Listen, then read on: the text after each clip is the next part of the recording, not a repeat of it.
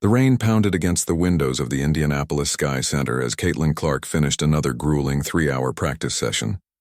At just 23 years old, she was already being called the greatest thing to happen to women's basketball. Her jersey sales had broken records. Kids across America hung her poster on their walls. Tonight, though, she was just tired, her muscles aching as she pushed through the arena doors into the downpour. "Great session today, Clark," her coach called after her. Caitlin waved without turning around, pulling her hood up against the rain. She hadn't brought an umbrella. The weather report had promised sunshine all day. Typical Indiana weather making liars out of meteorologists. Squinting through the sheets of rain, she spotted a small coffee shop across the street, its windows glowing warm and inviting against the gray evening. The bell above the door jingled as Caitlin stepped inside. The coffee shop was mostly empty, just a barista wiping down counters and a few customers typing on laptops. The smell of fresh coffee and baked goods wrapped around her like a blanket. "Just a regular coffee, please." "Large," she told the barista, who did a double take but didn't say anything. Caitlin was used to that, the moment of recognition followed by respectful distance. She appreciated it tonight. She wasn't in the mood for selfies or autographs. While waiting for her order, Caitlin's gaze drifted around the coffee shop. In the far corner, partially hidden by a large potted plant, sat a young woman. She wore layers of mismatched, worn clothes despite the warm spring weather. Her hair was pulled back in a messy ponytail, and she hunched over a small cup, making it last.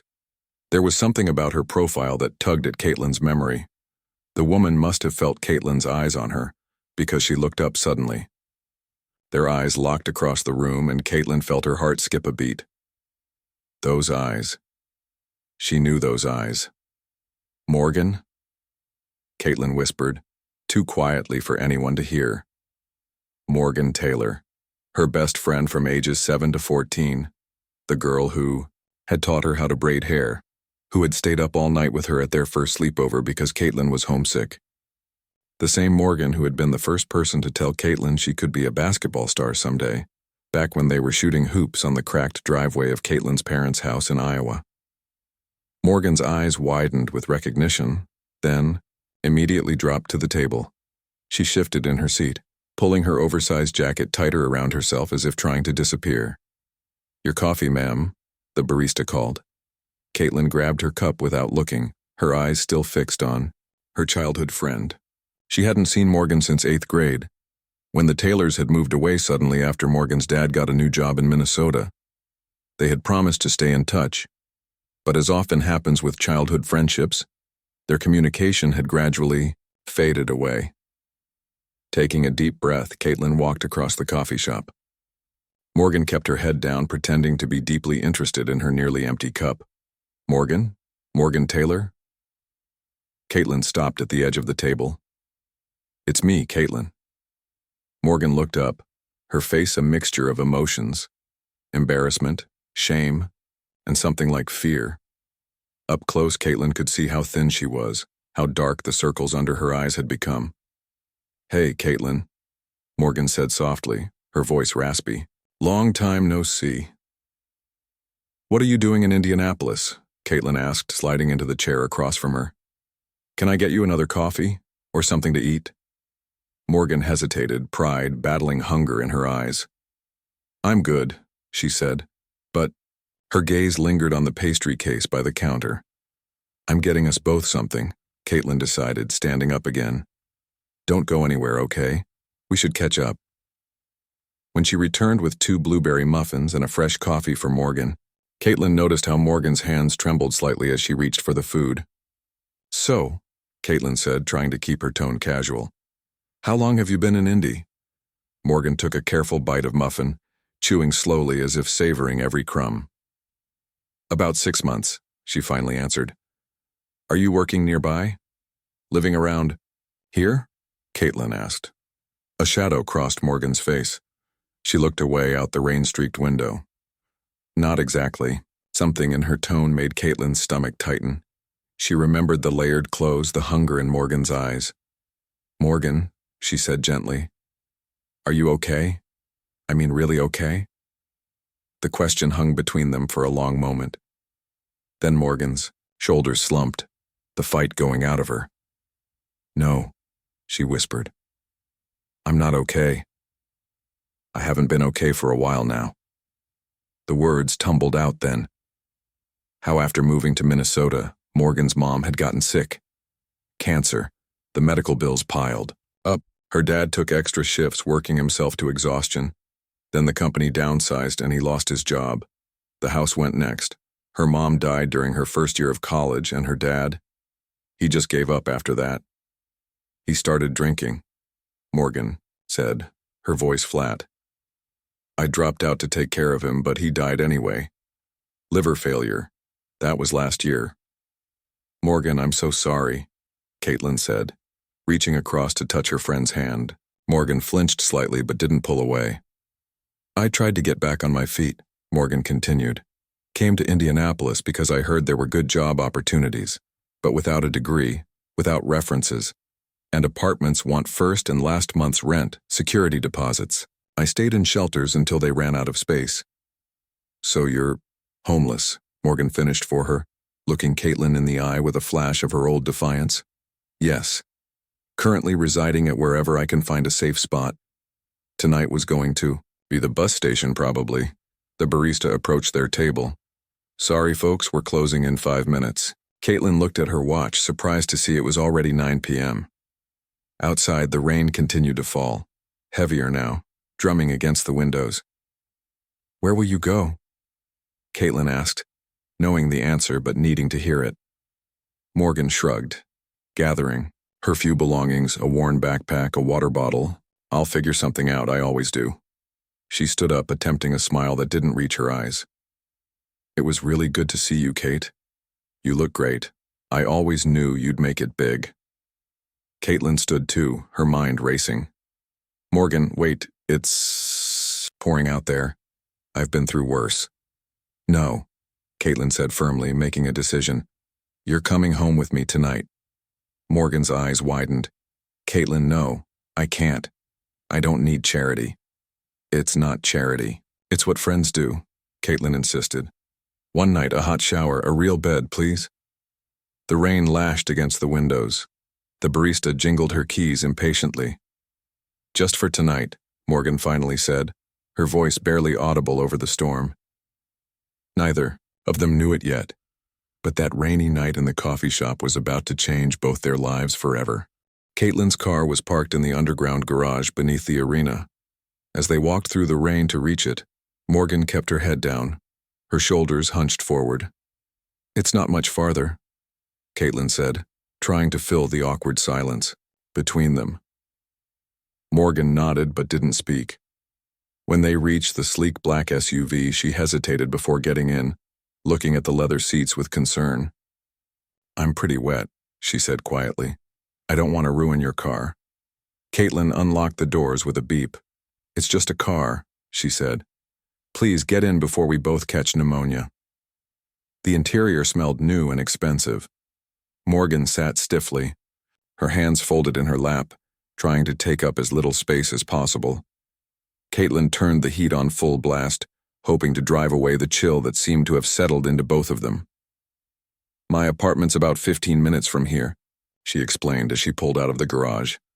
"Nothing fancy, but there's a spare bedroom that nobody ever uses." Morgan stared out the window at the rain-slicked streets. "I really appreciate this, Caitlin. Just for tonight, though. I'll figure something out tomorrow." Caitlin glanced over. In the glow of passing streetlights, she could see just how thin her friend had become.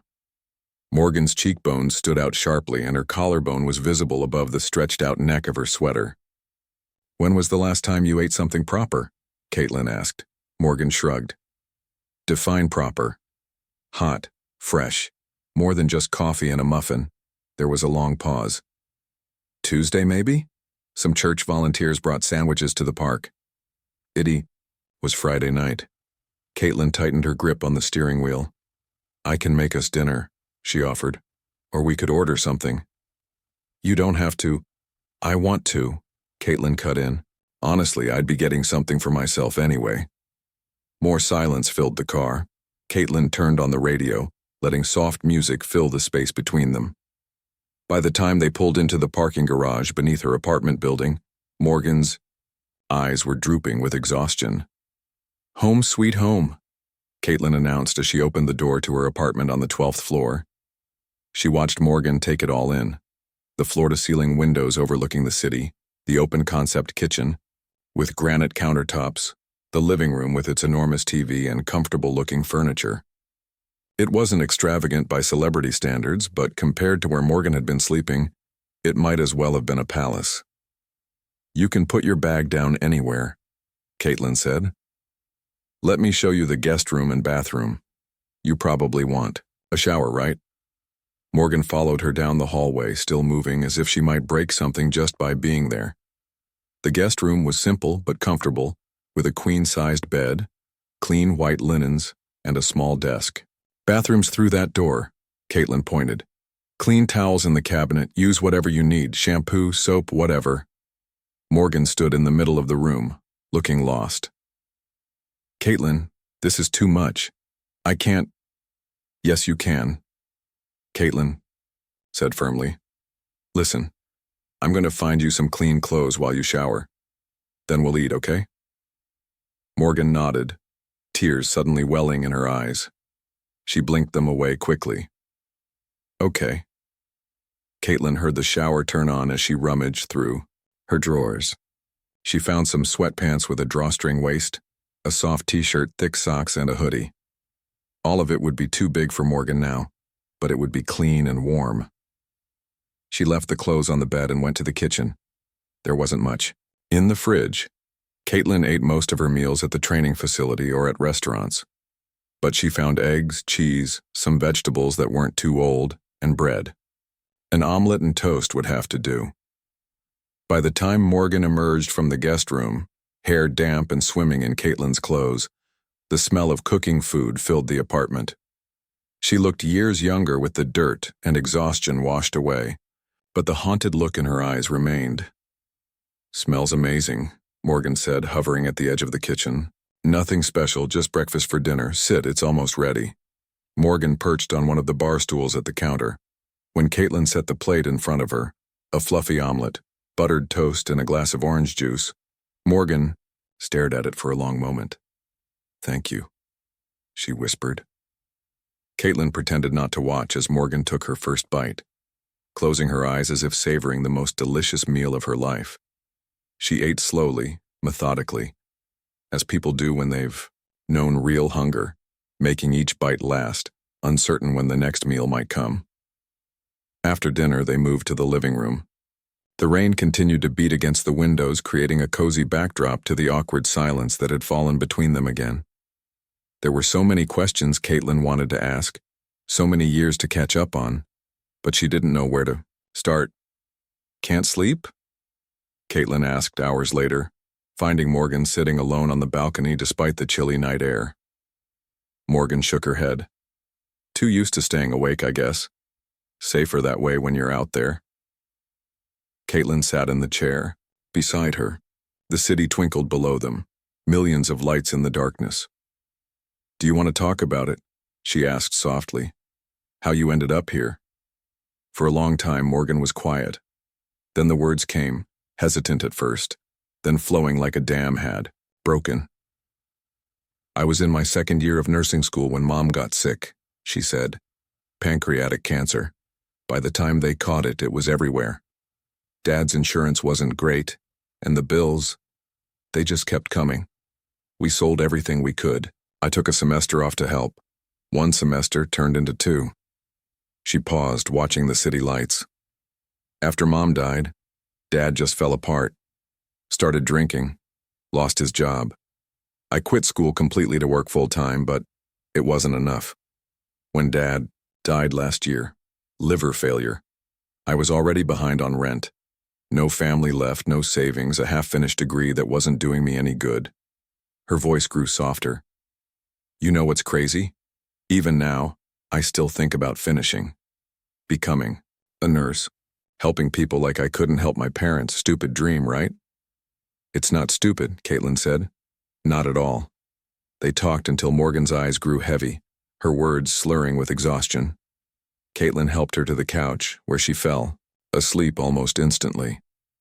Caitlin covered her with a blanket, then sat watching her childhood friend sleep. Finally safe, at least for tonight. Lying in her own bed, Caitlin couldn't stop her mind from turning. There had to be something she could do, something more than just one night of shelter. Morgan was smart. She always had been. She deserved a chance to finish what she'd started. As the first light of dawn crept through her curtains, Caitlin made a decision. One phone call, that's all it would take to start. Morning sunlight streamed through the blinds, creating golden bars across the living room floor. Caitlin, already dressed in workout clothes, stood in the kitchen with her phone pressed to her ear. She spoke in hushed tones, glancing occasionally at Morgan, who was still asleep on the couch. "Yes, I understand it's unusual," she said into the phone. "But this is important to me, Lisa. No, I don't need publicity for this. Actually, I'd prefer to keep it quiet. Yes, I'm sure." She ended the call and immediately dialed another number. "Dr. Patel, it's Caitlin Clark. I need a favor." By the time Morgan woke up, rubbing sleep from her eyes and looking momentarily confused about where she was, Caitlin had made 6 phone calls and was starting her 7th. "Morning," Caitlin said, covering the phone with her hand. "Coffee's in the pot, help yourself." Morgan nodded, her hair sticking up in all directions. She padded to the kitchen in her borrowed socks, moving more comfortably than she had the night before. The smell of fresh coffee filled the apartment. "Can make an exception in this case," Caitlin was saying. Her transcript shows she was an excellent student before having to withdraw. "Yes, I understand there's a waiting list." Morgan poured herself a cup of coffee, listening with growing confusion. When Caitlin finally hung up, Morgan raised an eyebrow. What was that all about? Caitlin set her phone down, a small smile playing at the corners of her mouth. "Just making some calls." At 7:30 in the morning, on a Saturday, early bird gets the worm, Caitlin shrugged. Or in this case, early bird gets a meeting with the dean of nursing at Indianapolis University at noon today. Morgan nearly choked on her coffee. "What?" "Dr. Patel. She's the dean of the nursing program. She agreed to meet with us today." "Us? Why would she want to meet with me?" Morgan set her mug down with a thud. "Caitlin, what are you doing?" Caitlin leaned against the counter. "Giving you a chance to finish what you started." "I can't go back to school," Morgan said flatly. "I have no money, no place to live, no—" "What if those weren't problems anymore?" Caitlin interrupted. "What if you had a scholarship and housing?" Morgan stared at her, speechless. Then she shook her head. "That's crazy. Nobody's going to give a full scholarship to someone who dropped out years ago. And even if they did, I can't just—" She gestured vaguely at herself at the borrowed clothes hanging off her thin frame. "Why not?" "Because I'm a mess. Look at me, Caitlin. I've been living on the streets. I don't have ID. I don't have clothes. I don't have anything." Morgan's voice cracked. "And I don't want your charity." "It's not charity," Caitlin said calmly. "It's an investment." "An investment in what?" "In you. In your future, in all the patients you'll help someday." Caitlin moved closer, her eyes serious. "Look, I've got money. More money than I know what to do with, honestly. And you've got brains and determination. You always did, Morgan." Turned away, staring out the window at the city below. "People will think I'm using you." "Since when do you care what people think?" A ghost of a smile crossed Morgan's face. "I care what you think. I think you deserve a second chance." Caitlin said simply. "Everyone does." Morgan was quiet for a long moment. "And if I fail? If I can't do it? Then you'll pick yourself up and try something else? But you won't fail. How can you be so sure?" Caitlin grinned. "Because I remember how you used to help me with my math homework. Anyone who could explain algebra to me at 2 a.m. before a test can handle nursing school." The meeting with Dr. Patel went better than either of them expected. The dean, a sharp-eyed woman with silver-streaked hair, reviewed Morgan's old transcripts with approval. "Your grades were excellent," she noted. And you'd completed more than half of the program requirements before withdrawing. Morgan sat straighter in her chair. I loved the program, life got complicated. Dr. Patel nodded. It often does, but that doesn't mean the door is closed forever. They discussed what it would take for Morgan to re-enter the program. Which courses she'd need to retake, which credits would still apply. By the end of the hour, Dr. Patel was writing down names and contact information. These are the forms you'll need. And this is Denise in financial aid. She'll help you with the scholarship paperwork. Back in the car, Morgan was quiet, clutching the folder Dr. Patel had given her. I can't believe that just happened, she finally said. Believe it, Caitlin replied, starting the engine. Now we need to find you an apartment near campus.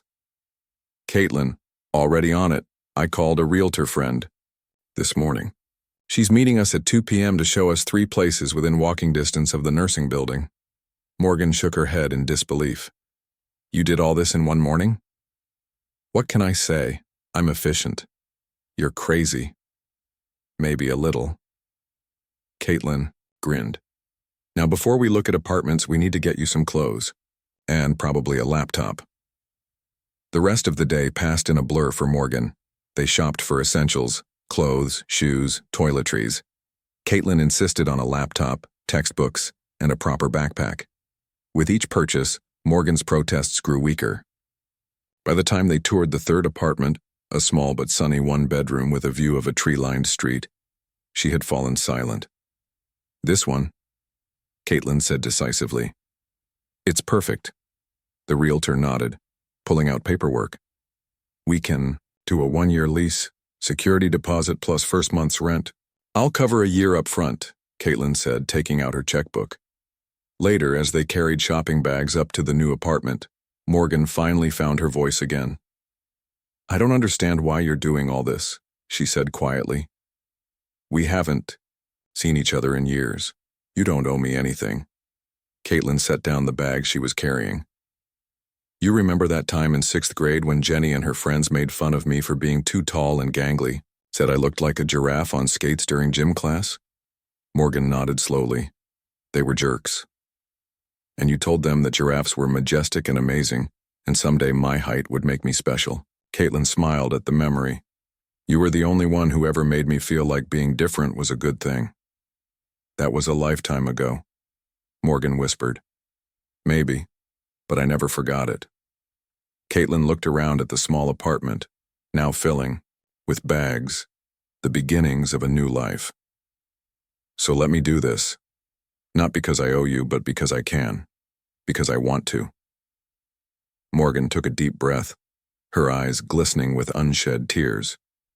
Then, for the first time since they'd reconnected, she smiled, really smiled, the way Caitlin remembered from their childhood. Okay, she said softly, but I'm paying you back someday. Every penny. Deal, Caitlin replied, knowing that some debts couldn't be measured in dollars. Now, should we order pizza to celebrate? Sunday morning brought sunshine streaming through the windows of Morgan's new apartment. Boxes of newly purchased essentials sat half unpacked around the small living room. Morgan stood in the kitchen, making coffee in the brand new coffee maker Caitlin had insisted on buying the day before. Can't believe I have my own place again, she murmured to herself, running her hand along the clean countertop. Her phone, also new, buzzed on the table. A text from Caitlin. Coming over in 20, bringing breakfast. Morgan smiled. In just 2 days, her life had completely changed. She still couldn't quite believe it was real. Part of her kept waiting to wake up back on the streets to discover this had all been a dream. True to her word, Caitlin arrived 20 minutes later with a bag of still warm bagels and cream cheese. She looked different today, more polished, wearing jeans and a nice sweater instead of her usual workout clothes. You look fancy, Morgan commented. I have a meeting later, Caitlin explained, setting the food on the counter. With my agent. On a Sunday? Tom works all the time. Says it gives him an edge. Caitlin shrugged. Something came up that couldn't wait. They ate breakfast together, talking about Morgan's plans for the week, getting her student ID, meeting with academic advisors, figuring out her class schedule. The normalcy of it felt strange after so many months of just trying to survive day to day. "I should get going," Caitlin said, checking her watch. "Will you be okay here?" Morgan nodded. "More than okay. I'm going to finish unpacking. Maybe look over some of the course materials Dr. Patel gave me. Perfect, I'll call you later." Caitlin headed for the door, then paused. "Oh, and the grocery delivery should arrive around noon. I ordered some basics to get you started." Before Morgan could protest, Caitlin was gone. Across town, Caitlin sat in a sleek office facing her agent Tom Wilson, a sharp-dressed man in his 40s who rarely smiled. Today, however, he was practically beaming. "This is big, Caitlin. Really big." He slid a folder across his desk. "They're offering $10 million to start the foundation, with you as the face of it." Caitlin stared at the papers in front of her. "I don't understand. How did they even find out about Morgan?" Tom leaned back in his chair. "Someone at the coffee shop recognized you, posted online about seeing Caitlin Clark talking to a homeless woman. Then someone else saw you two shopping yesterday. Put two and two together. These companies have people who do nothing but monitor social media for stories like this." "But I didn't do this for publicity," Caitlin said, her voice tight. "I did it because Morgan is my friend. And that's exactly why people are responding to it," Tom countered. "It's genuine. You weren't looking for cameras. You just did the right thing." He tapped the folder. "This is Horizon Athletic Wear. They want to fund a foundation in your name. The Clark Second Chance Foundation. Helping homeless youth access education." Caitlin shook her head. "I promised Morgan this would stay private. Between us." "Think about how many people you could help," Tom urged. "Not just Morgan. Dozens. Hundreds, maybe." The thought tugged at her. How many more people were out there like Morgan? Talented, smart people who just needed a chance? "I need to talk to Morgan first," Caitlin said firmly. "This involves her too." "Of course," Tom nodded, though he looked impatient. "But don't wait too long. Horizon wants an answer by Tuesday." Driving back to Morgan's apartment, Caitlin's mind raced. How would she explain this? Morgan had been so clear about not wanting to be a charity case, about not wanting publicity. But this was bigger than both of them now. When she arrived, she found Morgan sitting cross-legged on the floor, surrounded by nursing textbooks. "I'm just refreshing my memory," Morgan explained, looking up with excitement in her eyes. "It's coming, back faster than I expected." The happiness on her friend's face made what Caitlin had to say even harder. She sat down on the couch, taking a deep breath. "Something's happened," she began. "Something unexpected." Morgan closed her book. "What's wrong?" "Nothing's wrong exactly, it's just..." Caitlin hesitated. "People found out. About us. About me helping you." Morgan's face fell. "How?"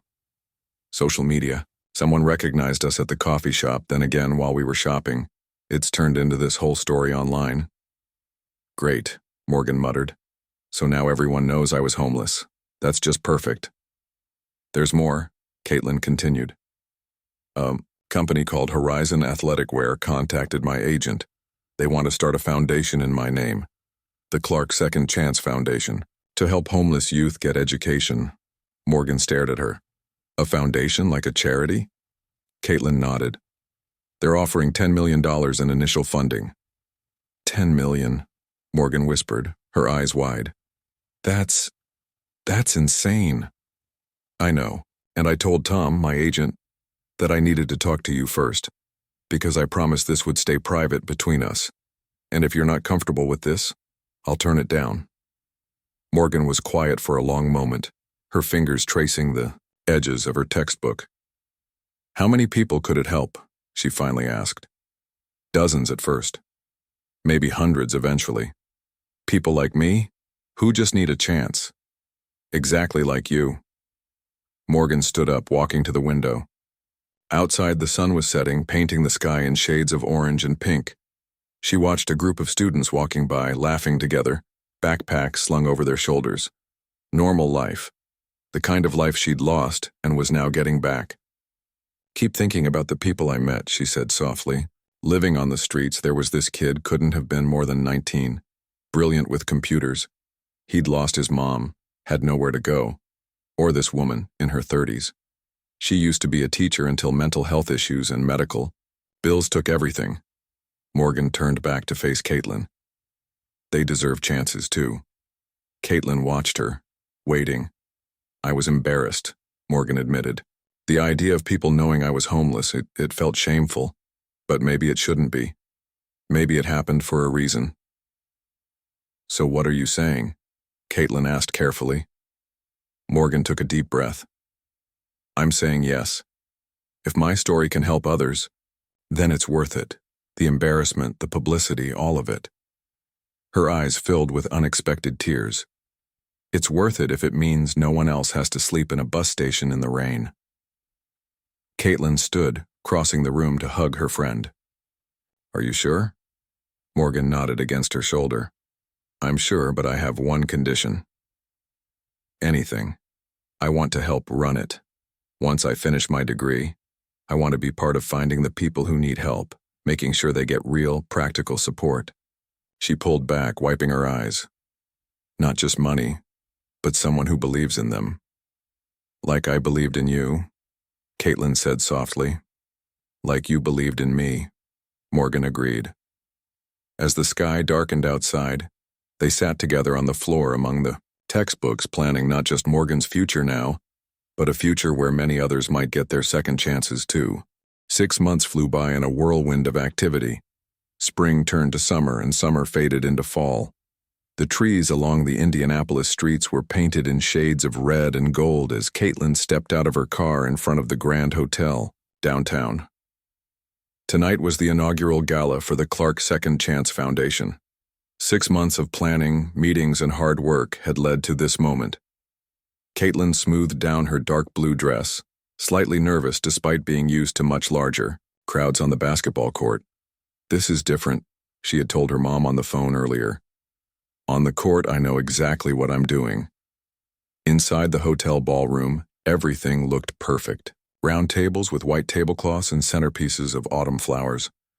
A stage at the front with a podium. Screens showing photos and stories of the foundation's first group of recipients. 30 formerly homeless students who are now back. In school, pursuing degrees in everything from nursing to computer science to teaching. Caitlin checked her watch. People would start arriving any minute. But there was one person she was especially waiting for. Her phone buzzed with a text. "Running late. Just got off shift. Be there in 15. Caitlin smiled. Morgan was always running late these days, but for the best possible reason. She had thrown herself into her nursing studies with incredible determination, not only carrying a full course load, but also working part-time as a nursing assistant at the university hospital. She was making up for lost time, she said. Making every minute count.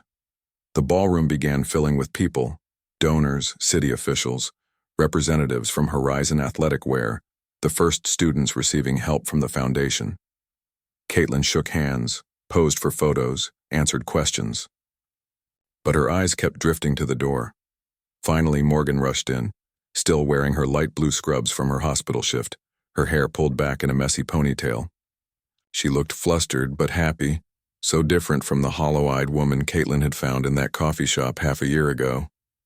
Sorry, Morgan said, hurrying over. "We had a patient come in just as I was about to leave, and I couldn't just walk out." "It's fine," Caitlin assured her. "You're here now, that's what matters." Morgan looked around at the elegant ballroom. "Wow, this is really happening, huh?" "Yep. And we've already raised another $5 million on top of Horizon's initial funding. That means we can help even more students next year." "Amazing." Morgan shook her head in wonder. "Sometimes I still can't believe any of this is real." That night in the coffee shop, like I was at rock bottom, I had nothing left. Caitlin squeezed her arm. "And look at you now." Morgan had filled out in the past months, her face no longer gaunt, her body stronger. There was color in her cheeks and a steady confidence in her eyes. the look of someone who was exactly where she was supposed to be. "I need to get ready for my speech," Caitlin said, glancing toward the stage where the event coordinator was, signaling her. "You okay here for a minute?" "Actually," Morgan said, "I have a favor to ask." 20 minutes later, Caitlin stood at the podium, looking out at the crowd of elegantly dressed guests. Camera flashes popped around the room as she began to speak. "Thank you all for coming tonight," she started. "6 months ago, I ran into an old friend. We hadn't seen each other in years. Life had taken us in very different directions. Me, to basketball, and her—" Caitlin paused, looking for Morgan in the crowd. Her path had been much harder.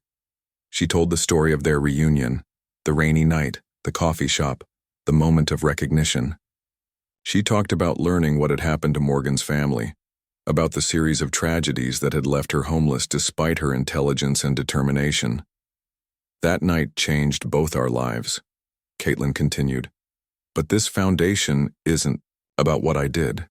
It's not about charity or handouts. It's about recognizing that sometimes brilliant, capable people just need a bridge to get from where they are to where they should be. A second chance." She looked around the room at the faces, watching her, the donors, the officials, and most importantly, the students. The people whose lives were already being changed. "I'm often introduced as the face of this foundation," Caitlin said, "but that's not quite right.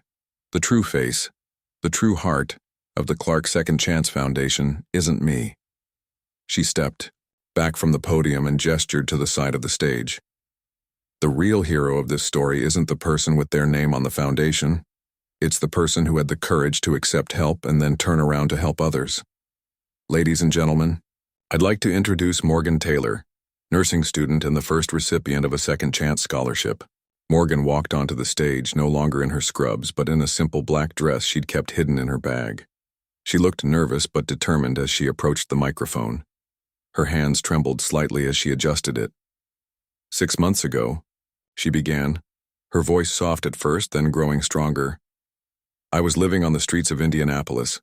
I had lost my parents, my home, my education, and almost my hope." She paused, swallowing hard. "I'm not ashamed to say that anymore. It's part of my story, but it's not the end of my story." The room was completely silent as Morgan spoke about her journey. Not just the hardships, but the people she had met along the way. Other homeless individuals who had shown her kindness when they had nothing themselves. Volunteers at soup kitchens who had remembered her name. And finally, an old friend who had seen her not as a charity case but as someone worth believing in.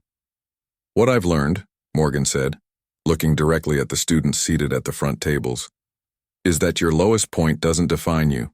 It's just part of the journey. And sometimes when you think you've reached the end of your rope, life sends you a friend who reminds you of who you really are and who you can still become." After the speeches, as servers cleared away dinner plates and guests mingled, Caitlin and Morgan slipped outside for a moment of quiet. The night air was cool and crisp with autumn. "You were amazing in there," Caitlin said. Morgan shook her head. "I was terrified. But I kept thinking about the other students. If my story helps them feel less alone, less ashamed, then it's worth it." They walked toward the parking lot in comfortable silence. When they reached their cars, Caitlin's luxury SUV and Morgan's modest used sedan she'd bought with her first paycheck, Morgan stopped. "You know," she said quietly, "that day in the coffee shop I was planning to end everything." She looked up at the stars, barely visible through the city lights. "I thought no one would even notice I was gone." Caitlin reached for her friend's hand, squeezing it tightly, unable to speak past the sudden lump in her throat. "Thank you," Morgan whispered. "Not just for the money or the apartment or school, for seeing me when I was invisible, for reminding me who I was when I had forgotten." As they stood there under the autumn sky, neither woman needed to say what they both understood, that sometimes the greatest gift isn't just receiving a second chance, but being given the opportunity to provide one to others. And that rock bottom isn't always the end of the story. Sometimes it's just the beginning of a new one.